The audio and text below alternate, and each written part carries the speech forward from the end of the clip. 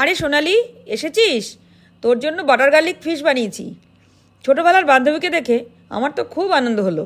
ওকে তো খাওয়াবই, তো আপনারাও দেখে নিন কীভাবে বানিয়েছি। আর এটাই হয়ে যাক মহাপঞ্চমী স্পেশাল। আমি বোনলেস ভেটকির পিস নিয়েছি কয়েকটা। এতে হাফ চামচ নুন, 1 চামচ গোলমরিচের গুঁড়ো, 1 চামচ চাট মশলা, 1 চামচ রসুনের পেস্ট ও লেবুর রস দিয়ে ভালো করে মেখে ম্যারিনেট করে রাখবো 0.5 ঘন্টার মতন। 0.5 ঘন্টা পর কড়াইতে সাদা তেল গরম করে একটা করে মাছের পিস নিয়ে কর্নফ্লাওয়ারে কোটিং করে গরম তেলে ছাড়বো।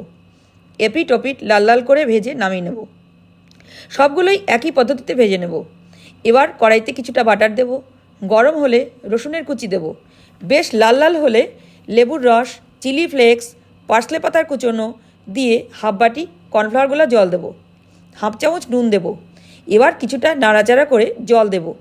যখন দেখব ফুটে ফুটে উঠেছে, তখন ভাজা মাছগুলো দিয়ে দেবো। একটু চামচ দিয়ে এদিক ওদিক করে দেব। ব্যাস, রান্না রেডি। একটু গোলমরিচের গুঁড়ো দিয়ে সার্ভিং বলে তুলে নেব।